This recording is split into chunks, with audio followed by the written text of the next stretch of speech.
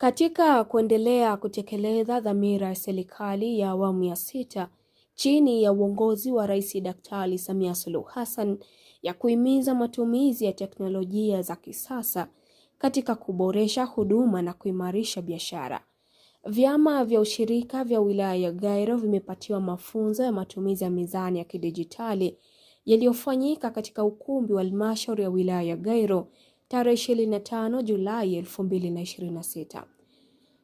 Mafunzo hayo yamefunguliwa na mkurugenzi mtendaji wa halmashauri ya wilaya ya Gairo, Bi Sharifa na Balanganya, na kuendeshwa na kampuni ya Rotai, kampuni ya Kitanzania inayojihusisha na kutoa suluhisho za kisasa katika sekta ya kilimo kwa lengo la kuongeza tija, kuunganisha wakulima na masoko na kutumia teknolojia kuboresha mnyororo wa thamani wa mazao kwa wasambazaji wa mizani ya kidijitali.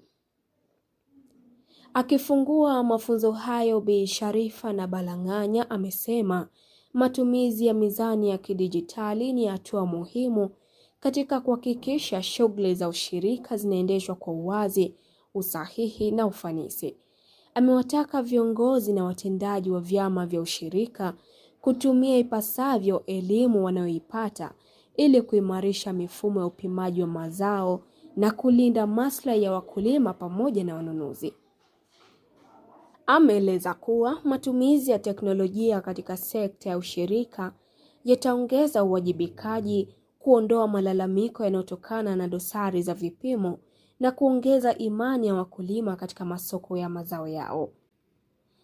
Aidha, amewataka maafisa kilimo na washiriki kuwa mabalozi wa elimu hiyo kwa kuwafikishia wanachama wenzao maarifa waliyoyapata. Uchumi wa mkulima, uchumi wa wilaya, lakini na uchumi wa taifa kwa ujumla. Ni maelekezo ya serikali na tunaona namna ambavyo Daktari Samia Suluhu Hassan amekuwa mstari wa mbele kuhakikisha ushirika unakuwa imara. Na namna ya ushirika kuwa imara ni kuwa na mafunzo ya kuwajengea uwezo kama ambavyo leo yanatolewa kwa vyama vya msingi. Wakulima wetu wataenda kupata faida kwenye mazao ambayo